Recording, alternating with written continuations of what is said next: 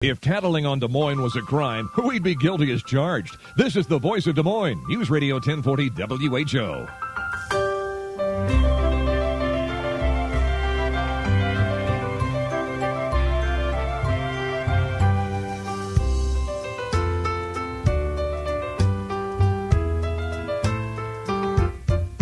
That's the beautiful music from Lorie Line. She's a pianist and composer and arranger and performer extraordinaire. She's coming to Des Moines. Many of you have seen her. And Lorie is with us via telephone. Hi, Lorie. Good morning, Steve. Thanks for being with us in the middle of this crazy schedule of yours. I cannot even believe it. Try to tell people what kind of life you have right now. Well, it's kind of crazy. I was in Indianapolis one night, then I woke up the next day, and I'm home having Thanksgiving. You know, I live in the Twin Cities in Minneapolis, so... But I travel on a tour bus. This morning I did a TV spot, 5 different cities. So almost coast to coast this year, too. I'm going as far east as Indianapolis and Toledo, which I did this week, and then all the way out to Stockton and Palm Springs. That's fantastic. It's been a great ride for me. I love this year, especially the holiday show is really unique. It's called The Traditions of Christmas, and it's a traditional show. It's my first traditional show, and I've been touring 16 years. So, what do you mean traditional show versus past shows? Well, past shows' themes are different. Last year it was called My Favorite Things, so it had a more personal touch about what I liked about the holidays. This year, The Traditions of Christmas, it's the actual storytelling of Christmas. And I've never done that before in 16 years. So, and, you know, Christmas is based on fact and fancy. It's based on legendary stories, and it's based on stories we believe to be true. And, of course, the most visual story that we have is the manger scene with Mary and Joseph and the baby Jesus. So we're having a really good time with this. So we'll take you to the Orient. We're going to take you to the manger scene. We're going to take you to Charles Dickens' house. Some of the most traditional moments of Christmas are incorporated into this show, and I had, like you said, I've been to Ames, and I got more positive comments on this show than any other show I've ever done. So and now I'm really excited. This ties in with your new CD too, which is called The Traditions of Christmas. Right. And one of the things you do at your shows is that you actually take a picture, and then the next day you post it online. So when you were done at Ames last week, the next day I could go and actually print from your website a picture of all the kids that you had come up on stage. Tell folks about how the audience members get involved. It's a really, really great feature. Now, having a website that has the capability of doing that. I designed a brand new website this summer, and I said the one thing I want to do is I want to be able to turn on a dime and be able to provide fans with really great information. So, yes, we're taking pictures of all the kids on stage, and the other thing we're doing is we are asking the crowd to sing with us one song, Silent Night, and we're recording it, and then the next day you can download it. So, technology is wonderful really these days, and so people can actually say, "Oh, I've got a recording. I was singing with Lorie Line in a pop chamber orchestra." By the way, what is a pop chamber orchestra? What is that? Well, it's an orchestra, and chamber music is beautiful music. It really does feature the piano a lot, but I have a little bit more of a contemporary sound than just chamber music. Chamber music typically features a little bit more classical feel, and I call it a pop chamber orchestra because we are just a little bit more contemporary or modern in our approach. If folks want information, they can go to your website. It's LorieLine.com, LorieLine, LorieLine.com. And you can also check out the Civic Center and stuff for tickets to the Des Moines performance. And then if you happen to be in some of these other cities like Sioux Falls and Fargo and all over the place, she'll be there at some point throughout the next month. Lorie, what I find most unique about you is your arrangements. You do have kind of a special touch.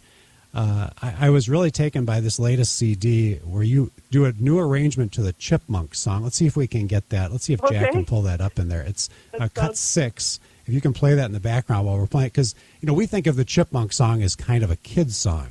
Right. You turned it into a concert piece.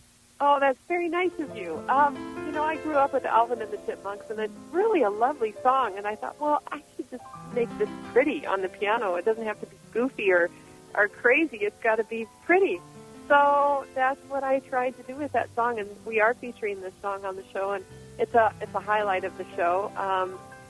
It's just fun. I grew up with this music. I think a lot of people grew up with Alvin and the Chipmunks. So when you play this song, it brings back a lot of memories for a lot of people. And I think this is one of your strengths, doing the arranging, because you make it very unique and very much your own.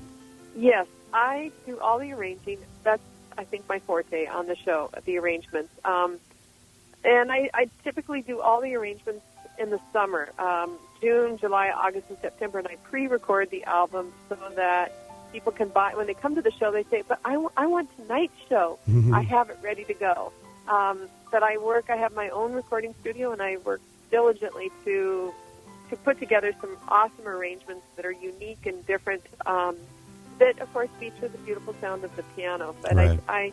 I have a degree in piano performance, but I never thought I'd get the opportunity to do this, where I get to actually write beautiful arrangements. But it is my favorite thing to do, and I have 10 pieces in the orchestra that I can write their parts for, so I really enjoy doing that as well. A string section and a horn section, and then bass and drums and guitar. So great. We just heard in the background fun. the version of the Chipmunk song. It was just a beautiful, slow version. You've got other things on the new CD called The Traditions of Christmas. You got very traditional songs like from the Messiah. You have For Unto Us a Child is Born. You have Joy to the World, a traditional Christmas song. You've got a Vivaldi piece from the Four Seasons about winter. And, of course, Jingle Bells and other traditional things. So you've just got a good variety. I have a feeling from listening to you that you like variety. You like something new, don't you? I do. I'm musically restless. I admit it. I really love all different forms of music. Last night I was listening to Madonna. I have a kid that just came off of her tour, and so we were getting you ready for that manger scene, I suppose. There right? you go. I really am musically. I love it all. I have a degree in classical piano, but I grew up on spiritual music. I grew up on hymns. I like everything. The only thing I'm not totally crazy about is rap and hip-hop too much. My kids are a little bit into that, so I'm forced to listen to some of it. But I really, really like different styles of music. And being that I have a pop chamber orchestra and I do the arranging, it really does open a window of opportunity for me to be creative musically. So I just have them at the tip of my fingers. I say, oh, he can play that, or we can play that, and there's an Orient scene on the show this year that I absolutely love, and we were able to get that feel from just a few different instruments. The clarinet, the soprano saxophone. It's amazing how you can make it sound Middle Eastern. So that'll be fun for people to see, I think, on the show. Finally, Lorie, you also are involved in music publishing. You head the largest female-owned independent record company in America. So this is really a whole business operation with your husband involved and this gigantic operation. How do you manage to juggle all of this? I guess that would be tough for anybody to even do a couple of parts of this, but you've actually got yourself wearing 4 or 5 hats. Right. I'm the artistic director of the show, but my show is so personal. It's all about my music, so I really feel like I have to be involved from the start to the finish, because no one really understands my vision of the show unless I share it with them. So I'm very much involved from the start to the finish because, of course, the costumes have to match the theme, and the set has to match my feel of what I want to present. So I have to be artistically involved in the whole creation of the show. Same with the lights and the sound. I don't get involved in some of those details, but the overall vision has to definitely be shared with all the people that are involved in the show, so that I'm sure that my fans are going to love it and that it goes together as a puzzle and it fits perfectly together. So that's really the reason I'm involved. I do love all aspects of doing the show. It's really nice for me because I think if I just played the piano, my life would not be as full. Mm-hmm. But I surround myself with a great team. I'm on the road out there with 25 people right now. I travel with the crew. There are 11 other people on my bus. Can you believe that? Wow. And so I'm bunking with everybody else. It's a big family. But I think that's what the holidays are all about. That's very exciting. Being able to share all this with a lot of people, it's exciting. People love the show. And it, to me, always comes to an end too soon. I would go a whole nother month on this show if I could, but Christmas ends on December 25th. Yeah. And they can get all the information at the website, right, Lorie? Yes, www.lorieline.com. And thanks so much for having me on your show, Great. Thank Steve. you, Lorie. It's LORIELINE.com. On News Radio 1040 WHO.